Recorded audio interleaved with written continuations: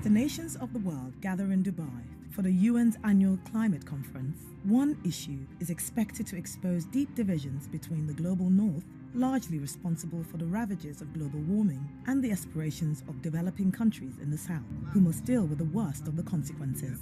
Can COP28 agree a funding package to allow the south to both mitigate the damage and develop sustainably?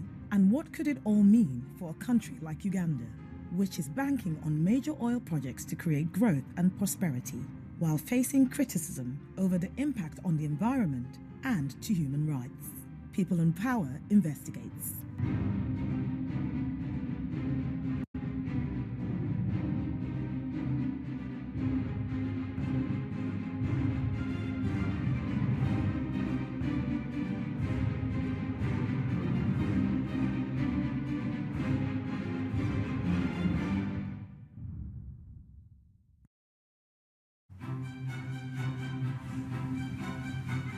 This week in Dubai, a fabulous city aglow with carbon-heavy wealth like so many of the rich nations of the world, COP28 opens. The annual international gathering tasked in effect with saving the world. Humanity has opened the gates of hell. Horrendous heat is having horrendous effects. Distraught farmers watching crops carried away by floods. Sweltering temperatures spawning disease as historic fires rage. But the very same day that Guterres delivered that urgent call for action, at least one leader in the global north appeared to head in the opposite direction. What we're announcing today, it is a break from the past. A more pragmatic, proportionate, and realistic approach. We're going to ease the transition to electric vehicles. We can never allow carbon budgets to be set in the same way again. But Sunak didn't just slow down moves towards net zero. He did what some saw as a screeching handbrake turn. And nor will we ban new oil and gas in the North Sea. For many in the global south, suffering in a crisis created largely by fossil-fueled growth in the north, such backtracking is viewed with despair and anger. The global north, they appreciate the problem. Why they are not moving forward to ensure that they do what is required to address that problem? You discover it is just selfishness. The global north has the money, has the technology, they will survive longer. The global south is still very poor. That inequality, you really have to deal with that. And so, COP28 must confront two critical problems. How to reduce the emissions that pose an existential threat to humanity, and how to convince the rich nations of the world to seriously address global inequality, and then convince the South that this time they actually mean it. People who came here and colonized us and took slaves for free, took all the raw materials for free. They are not going to come just on their own and say, you people, you are poor, you people, you have suffered, so let's do A, B, C, D for you. We have to push the North to ensure that they know what they are doing, the damage they are causing, and to know they must provide a solution. But will they? If at this COP, delegates fail to agree the kind of loss and damage fund needed by the South, what should those countries do? Nowhere is that question more starkly posed than here. This is the Albertine region in western Uganda, a beautiful, fragile place, one of the most important areas of biodiversity in the world, and home to many rare and endangered species. From here, the River Nile, still young but already spectacular, crashes down from the Murchison Falls National Park towards the tranquility of Lake Albert and the fertile lands that surround it. This place is my mother. I was born here. This region, it has made me what I am. But today, this land and its people face an existential crisis. They have no rain. People no longer are able to predict when they should go to their gardens. They are no longer able to produce enough food for themselves. Many no longer have even clean water to drink. But not only are these people on the front line of the global climate catastrophe, their home is being changed forever by a new rush for oil. The very resource which largely created the climate emergency. The arrival of oil came with a lot of sweet talking about how it is going to lift people from the poverty to the richness. Uganda, landlocked and saddled by international debt, imports all its petroleum products at vast expense. Its president of 40 years, Yoweri Museveni, saw the oil as a potential saviour, but only if Uganda could keep control. Uganda, he argued, must construct its own oil refinery, develop its own petrochemical industry, and ensure that its oil benefits its people, not foreign interests. Innocent Tumwebazi was still at school when, 12 years ago, government officials arrived in his village. They were looking for a place where they can build a refinery, marking the boundaries of the land that they wanted to take. Kabale district was the ancestral home of some 7,000 people, mostly subsistence farmers. Suddenly confronted with a devastating choice: relocate to a place of the government's choosing, or accept below-value cash compensation for giving up their homes. Over the next decade, it would become clear that for these people at least, Uganda's oil was nothing less than a scourge. Commercially viable oil fields were first discovered in 2006, extending from underneath Lake Albert up to the north of Murchison Falls National Park. By 2020, majority rights to the largest of the fields, Telenga, were held by French oil giant TotalEnergies, who will operate the project. They also share ownership of the smaller Kingfisher field with its operators, Sinuk, the Chinese national offshore oil company. The third key partner in the development is the state-owned Ugandan National Oil Company, tasked by Museveni with managing Uganda's commercial oil interests, including the refinery. Gilbert Kamuntu is UNOC's chief commercial officer. Our role is to ensure that the value that's being created in the petroleum subsector is protected and the state participates and gets some of that value. But from the start, there was a disagreement. TotalEnergies wanted to get the oil out of the country by building the world's longest heated pipeline, capable of transporting Uganda's thick, waxy crude to the coast for export to foreign markets. But President Museveni, as he later recalled, did not agree. I asked my Total friends, where are you taking our petrol? Pipeline for what? Here in East Africa, we have got energy needs. Why don't you build a refinery and we supply ourselves? The pipeline is also, was actually their preferred option, pipeline only, to get back their money quickly. I said, no, that will never happen in Uganda when I'm here. The government, determined to build the refinery, began pressurizing locals in Kabale to get out of the way.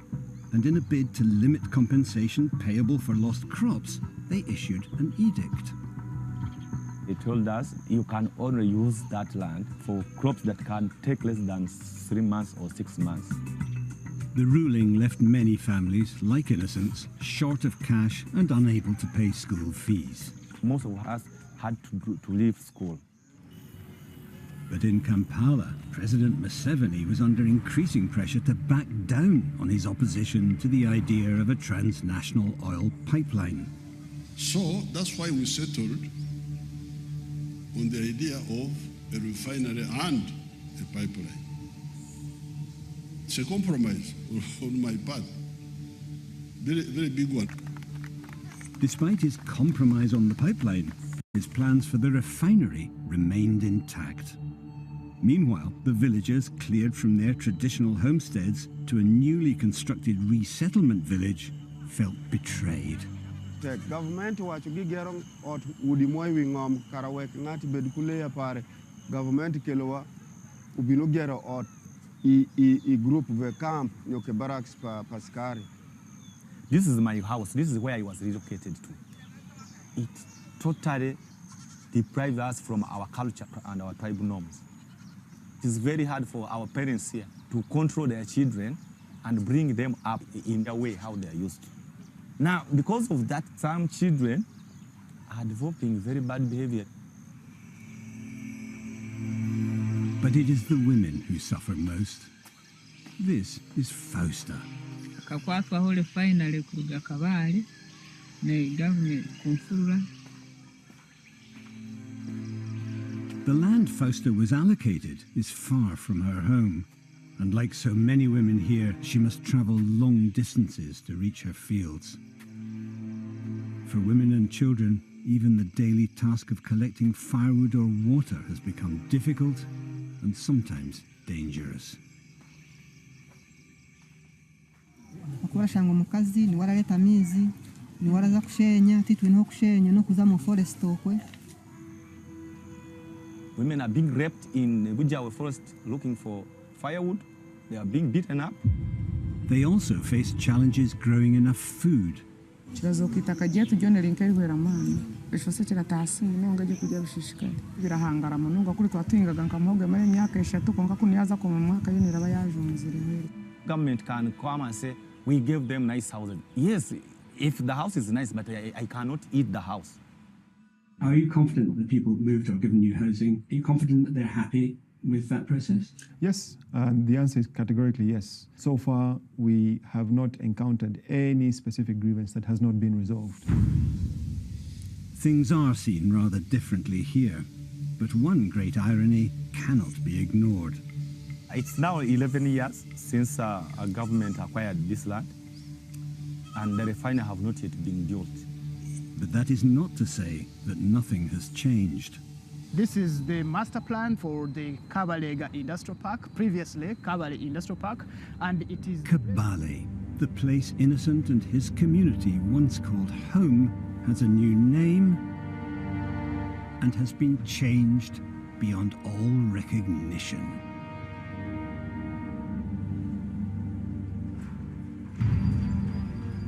Here, in one of the more remote parts of the country, the Ugandan government is building a massive international airport.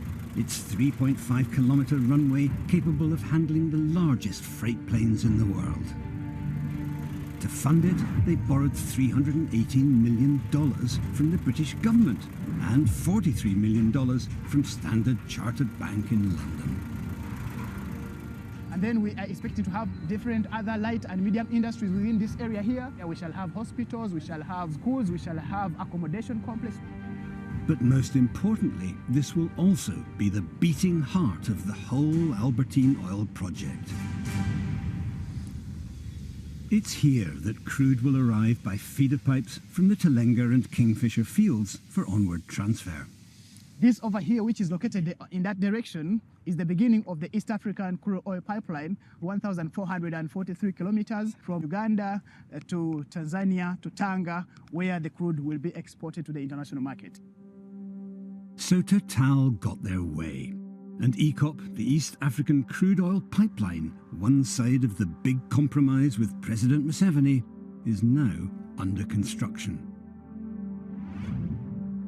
The pipeline will be fed by crude from the Telenga and Kingfisher fields, extracted via dozens of well pads, linked by hundreds of miles of transportation pipes and even more new roads. There are 2 central processing plants, or CPFs, one under construction at Sanook's Kingfisher field and an even bigger CPF operated by Total Energies at Telenga. Both will pump crude to the ECOP pipeline and on to foreign markets. And then, of course, there's the new airport. And this runway, why is this big runway being built in the middle of this? Because the major purpose of this airport is to import equipment that will support in construction of the refinery. The problem is that the refinery, Museveni's original proposal, the second element in his big compromise, and the airport's principal raison d'etre, still shows no signs of being built or even financed. And for the displaced people of Kabale, that is hard to take. We had our trees there, we had our forests there, we had swamps there, where they construct the airport. I still miss that area. So what has happened to the refinery? The problem is that getting the oil out of the ground is not cheap, and Uganda has neither the technical nor financial capacity to do that domestically. So, as Ugandan economist Abubakar Mayanja explains, Museveni had only one way to turn. Without the oil majors, it's difficult to pull off a successful oil project. So the fact that you have natural resources is not enough. You actually need the oil companies. But anyone investing huge sums on the infrastructure needed to extract oil expects lucrative returns and as quickly as possible. If you go for the refinery only, then you have a much longer capital recovery period, so it becomes unviable for them. You had to think about the East Africa crude oil pipeline to sell crude. And unfortunately, as we speak, Museveni is not hobnobbing with Total, with Sinok to build a pipeline to export crude. So, despite Museveni's big compromise with the oil giants over the EACOP pipeline, his government remains committed to the refinery, apparently undeterred by no less than 3 failed attempts to raise the capital to fund it. The Uganda refinery is an extremely important asset, both strategically, nationally, and commercially. But there have been problems, haven't there? It is not easy to raise funding and to raise debt and to raise finance for this project. If there have been previous challenges of potential joint venture partners looking at the project and not being interested, what we can say right now is that we will either do it ourselves or we will get a joint venture partner. We will do it with our own funds or we will go into the market. What is not negotiable is that the Uganda refinery will be developed and will be commissioned. Does that sound like a plan to you? It doesn't. It sounds like the lack of a plan. It sounds like they still have no idea where they're going to go for joint venture partners in terms of developing this. So while progress stalled on the refinery, plans for the pipeline proceeded apace. To run EACOP, a joint venture company was set up with its head office in the Total building in London. Total Energies would hold 62% of the shares, Sinuk 8%, and Uganda and Tanzania 15% each. The plan was that funding would come from a mix of equity and debt. And to raise Uganda's share of that investment, President Museveni had to throw himself on the mercies of the international market. Where is he going to get the money to do what he wants to do? All that money, almost 98%, if not 100%, is going to come from the north. The terms and conditions, do you think he has the capacity to get good terms? To make matters worse, the oil market was entering a perfect storm of instability. In 2020, oil prices collapsed, only to bounce back within a couple of years. But as the global energy transition gathered momentum, most experts started to predict an ongoing price decline over the mid to long term. And back in Kampala, rumours began circulating that Total was secretly renegotiating its deal with Uganda. Economists have said that this is only going to make sense for Total in a scenario where oil prices are declining if Total renegotiate production sharing agreements and essentially shift the risks onto Ugandans. Do the people know the deals that have been struck with Total? I must tell you that there is no transparency. The government refused to disclose the agreements they have been signing with Total, with Sinoko, with Tanzania. They refused to disclose them to Parliament. Critics fear Uganda's share of the profits will fall, while the cost of servicing its foreign debts will grow. When investors from the global north are coming to the global south, they come saying, we are giving you these services, but through loans. When it comes to time of now sharing the benefits of these resources, the global south countries find out that most of the benefits, they are paying debts. So they don't remain with anything at the end. We consider oil and gas to be a catalyst, a source of funds, because what we're doing here is investing to receive a return on investment. And so our role is to ensure that commercial value is captured. In 2014, in a bid to enforce responsible and ethical behaviour in Uganda's oil sector, the government created a national regulator, the Petroleum Authority of Uganda. Its chief executive is Ernest Rubondo. We regulate Total Energies, we regulate the China National Offshore Oil Corporation, CNOC, and we regulate the Uganda National Oil Company. Total is an extremely powerful corporation. Mm-hmm. Is there a problem trying to regulate an organization as big and as strong as that, without which the entire project will collapse? Do you really have the authority and the power to control them? It's not a matter of control, it's regulation. The size of Total is also a good thing, because in these times of financial difficulty, you need a company as financially powerful as Total to sail through these financial challenges. We enjoy our relationship with the company so far. They are good corporate citizens. One of the authority's responsibilities is ensuring that project-affected people, known as PAPs, are properly compensated by the oil companies. The authority took us to meet two of them. This project changed my living with the money I got from the government of Uganda and Total Energies. Today, Emily works as a teacher, farms cassava and maize, and runs a group producing honey for sale. I really appreciate the work the government of Uganda together with Total Energies for the work they are doing in Uganda. Thank you. Next, we were taken to meet John Milton. Using cassava cuttings supplied by Total, his farm has grown from 1 to over 20 acres.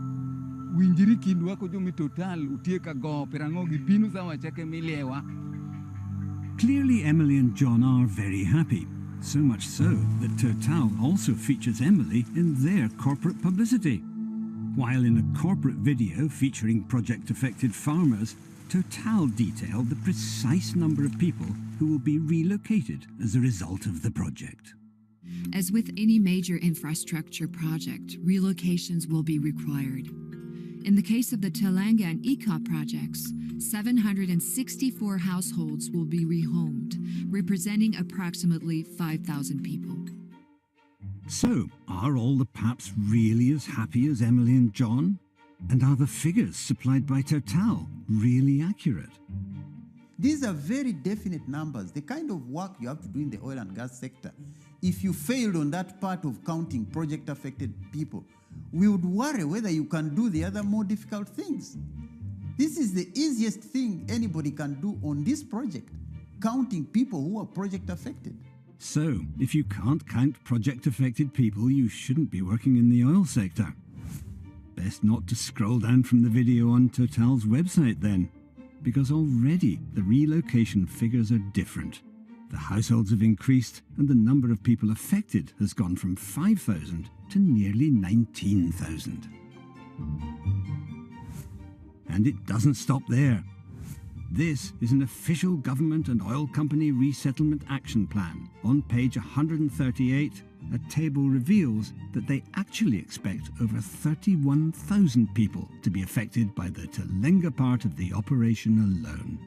Total told us that numbers may change over time due to several factors, but international NGOs, including Human Rights Watch, suggest the real number of people affected by the entire project is in excess of 100,000. I reject that completely. The number is around 10,000 people. Emmanuel Tolleth is one of the real people behind those bitterly contested figures. He and his extended family are subsistence farmers, dependent on the crops they grow for food and to raise a small income. But now the family has a new and unwelcome neighbour. This is Total's massive Central Processing Facility, or CPF, where crude oil from the Telenga oil fields will be processed before being piped onwards via the East African crude oil pipeline to the coast of Tanzania for export abroad. But in March 2023, water runoff from the CPF flooded Emmanuel's crops, destroying them. The floods come direct from the CPF and passing direct to our land. This is a banana being destroyed by the floods. The rest of the bananas destroy watermelon. They also went. Emmanuel says Total failed to pay compensation or take effective steps to stop the flooding. He says he was told he could not be the spokesperson for the family because his elderly mother is the officially acknowledged project affected person, or PAP, not him. If you have 9 people in your home, but they will sing out one head, is the one they will be called a project affected person. For Emmanuel and his family, this is not just a bureaucratic inconvenience, it's a disaster. We are living like birds. Good cannot know, maybe tomorrow we are eating. When the sickness comes, because we don't have money, we cannot die. Starting in April 2023, Total were sent or copied into a series of letters complaining about the damage. In a statement to us, Total say they replied to a letter from Emmanuel in August, 4 months later, promising an investigation to validate the claim. They say that since then, Emmanuel and his family have declined to respond to queries, a claim denied by the family. Total say they remain open to engagements with the family to resolve the issue, that they are committed to developing a solution to the flooding, and that following a study, 2 water retention ponds are now being constructed. But then, just last month, it all happened again. Floods, this comes from CPF, affecting our farmland. All the fence are being majorities are being taken away by the water. Just down the road, Fred Balikenda lives with his wife and 10 children. In 2018, Fred was told he must make way for a well pad, one of 30 planned for the area. A well pad is a large site which first starts with a rig drilling multiple wells and then houses the extraction equipment, which will pump oil for the next 2 decades or more. I told them, you first construct my house, you finish up, I will vacate, I will leave for you the site. But Total didn't wait. They brought the machine, putting down the big trees which was here, a lot of noise here. The contractors cleared Fred's land of the trees and bushes which provided firewood and where his 2 pigs would root around for food. And they enclosed his land with not 1 but 2 separate fences. All the roads were blocked. My pigs died. They are source of my income. My children, they are not longer going to school. A project-affected person is not being supposed to be treated like slaves like this. I'm not going to vacate. This is my house. I looked for the money. I built this house. And so now it is stalemate. Total says their engagement with Fred began in June 2021, that his new house was completed by December 2022, and he was offered temporary accommodation in the meantime, but that he now refuses to move. They say he's been paid compensation, including for his loss of assets and disturbance allowance, but that he has delayed the process of resettlement. They claim the fences were installed for the family's safety to protect them from construction works.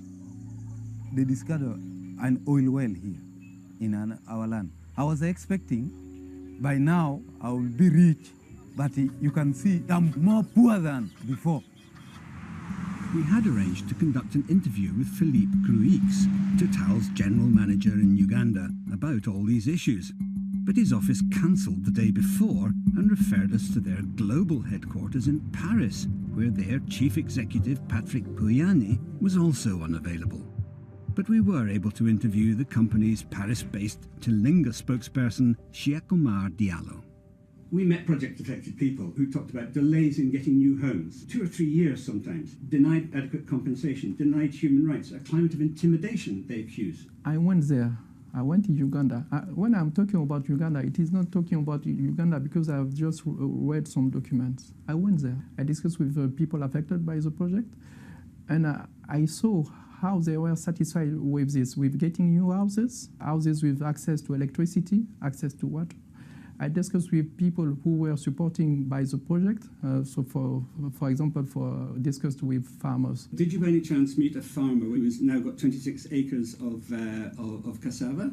Did you by any chance meet a woman who I've seen in your publicity who has bees? Because we've met them as well, and they will feature in our film. We then went back and met ordinary people, and there would be 30 people sitting in front of us, and I'd say, "Are you pleased that the oil has come to this area?"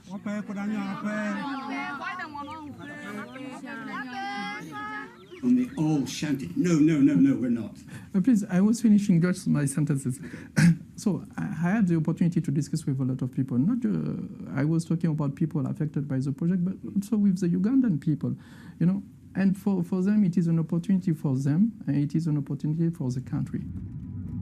Unfortunately, some opportunities, like the provision of a network of new oil roads, are actually bad news for locals. Some of those roads are being constructed too near to people's home, and yet they have not received compensation. Not only the road, by the way, even their facilities, the rigs, oil well. It cannot happen that somebody's land is affected and he's not recognized as a project-affected person. That cannot happen. But we've seen houses 2 or 3 meters from the road. People who are along roads were considered as project-affected persons. I have no doubt about that. If there is a house that is next to the road now, it does not mean that it was there before. So some of these people whose houses are next to the road, maybe they have just come to the road because it's a very attractive place to be. That is not how Joseph Mahemba sees it. The project told us that this is whereby the road is going to pass. And they said that this must all go? Yes, they said this must all go. This one must all go. They will leave the house and they took off the veranda. And no compensation? No compensation on the house. So Joseph does get compensated for the loss of his veranda and compound, but not for the fact that his house will be noisy, dusty, and in his view, unsuitable for raising a family. I have 14 members on my family. Children, they usually play here in this compound. They are denying the rights of my children of playing. But of all the areas most impacted by the oil, Murchison Falls National Park is perhaps the best known. One of the most important centres of biodiversity in Africa, home to many endangered birds and animals, and a vital foreign income generator for Uganda. At its heart, the Falls, the astonishingly powerful torrent of water that transforms into the greatest river in the world, the Nile. Total plans to build 8 well pads in a line through the park, and at least 2 more may come later. Each well pad will contain multiple wells and will be linked by new roads and oil pipelines. This park is very huge. It is roughly 4,000 square kilometers. The area we'll use for the operation is 1.2 square kilometers. We have taken a lot of commitment regarding the biodiversity within the park, fighting against poaching, restoring wetlands, reforestation. Today, the first rig is already drilling in the park. At night, lit up and apparently operating 24 hours a day, it dominates the area. Environmentalists warn that the noise and vibration will have an impact well beyond the plant. In 2018, the NGO Oxfam commissioned an independent analysis of the project from consulting engineer Bill Powers. Frankly, no one should be drilling in a national park. You would, depending on the terrain, not even enter the park, but hit targets in the park from outside the park.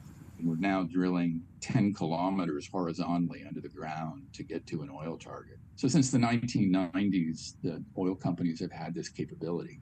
You say that you do best possible techniques, but the best technique is to use extended reach drilling from outside the park, surely, or at least from one inside the park. I'm not sure about what you are saying. I'm not convinced about. Biodiversity was a priority for us. We have chosen to minimize our impact on the biodiversity. You're not minimizing it. I mean, you could minimize it by using extended reach technology. In 1999, Total built drills with 11-kilometer reach, but it would have been more expensive. Why didn't you do that? I don't share your point of view, definitely. What we have chosen, it is the best way to operate, and it is the best way to minimize our footprint. The other big issue with these oil developments is when you drill oil wells, you produce a lot of waste. A lot of that waste is going to be classified as hazardous waste. Thousands and thousands of tons of this kind of waste.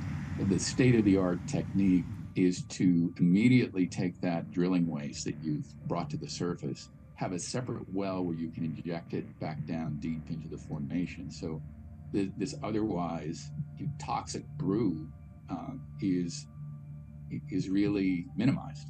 Injecting waste back down is technology that's been around for decades. Why, when you do it elsewhere, are you not doing it here? It is not about saying we will not do that in Uganda because we don't want to spend a lot of money. We have taken the commitment to put in place and to implement the high standards. You don't do the injection wells. You just put it in trucks and haul it off to a hazardous waste site. You save money.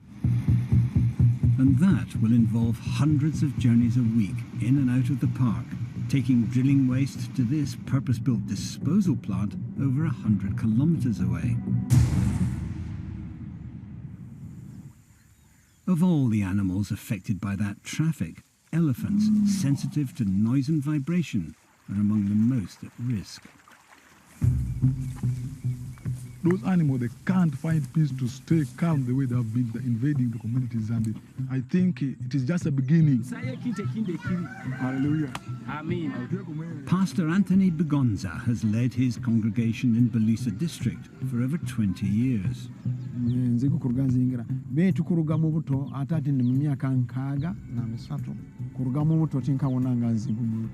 But then, one night last February, he was startled by an elephant in the dark and fell backwards, breaking his leg.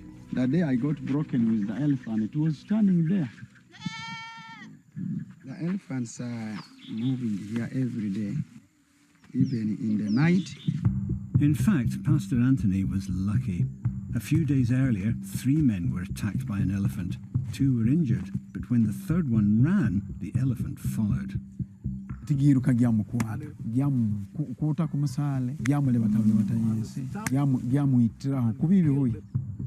man was one of 3 people killed by elephants in that area in the last 2 years. There are reports of elephants which have been driven out of the park and are actually attacking people. There have been people killed. We have done a lot of studies. It is not linked to this project, definitely. It is not linked to our project. The oil companies insist they have rigorous grievance procedures, but the sense of impotence amongst so many people in this area is palpable. They have been told, you can't fight government, you cannot stop the project, you better sign. And many people did sign because they feel they have nothing much they can do. And those who do take action can face consequences. Innocent describes one meeting with government officials at the very start of the refinery project. This guy came running, he kicked me down, turned my face up, I found he had put a pistol on my head. About 300 people that were in that area all came for my rescue. They have arrested me. I've stayed in the cells for 2 days. They were asking me, why do you meet the project affected persons? Why do you talk? Why do you write petitions against the oil projects? They were discussing around putting a case of terrorism on me. Dickens Kamugisha and 5 members of his staff were arrested too and held for 3 days, charged with operating without a permit. Anti-oil protests have been violently broken up. At this demonstration, 9 people were arrested and 1 had his arm broken. You must be aware of these claims that critics of the development, including the refinery, have been harassed and even subjected to violence. We don't condone any aspect of mishandling anyone. But I can tell you that sometimes these people have gone into demonstrations. The security people have to come in